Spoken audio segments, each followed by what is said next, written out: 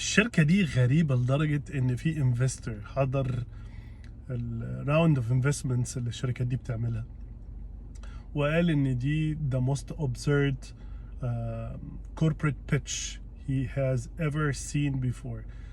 اكتر ميتنج سخيف ومش مفهوم هو حضره في حياته.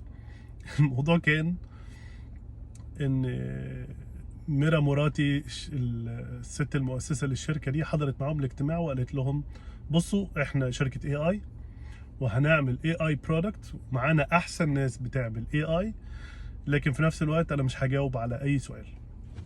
الاغرب بقى ان الاجتماع ده خلص ان الشركة بقت قيمتها 10 مليار دولار، 10 بليون دولار، والشركة لمت في الميتنج ده استثمارات ب 2 مليار دولار، 2 بليون دولار.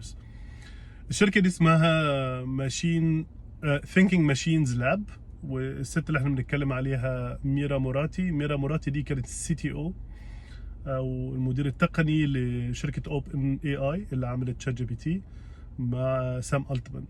سابتهم وعملت شركة لوحدها اسمها ثينكينج ماشينز لاب في فبراير 2025. وفي اول ما اعلنت بس عن اسمها وخدت شويه ناس معاها من اوبن اي اي، قدرت تعلي الفاليو بتاعت الشركه ل 10 مليار ولمت استثمارات ب 2 مليار.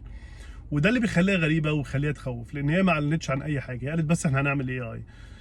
في كلام ان هي هتعمل اي اي متعدد الوسائط، وان الاي اي ده هيكون مش مجرد تول بس، لا ده هيكون في انتراكشن ما بين الهيومنز وما بين الذكاء ده، وده هيخليه استخدامه اسهل للبشر العاديين، مش مجرد بس تول ماسيف تول للشركات الكبيره.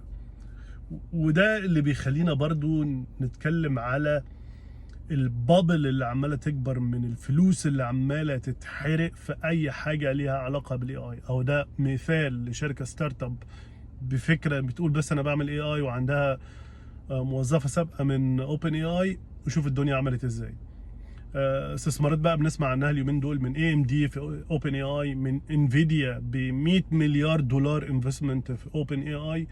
وده اللي بيخلي فيه خوف بيزيد في العالم كله، ان احنا بنشوف بابل بتكبر شبه البابل بتاعه الدوت كوم اللي حصلت في اوائل الالفينات، واللي سببت لما انفجرت ان قيمه الاسهم بتاعت شركات التكنولوجيا انخفضت بنسبه 75% مره واحده.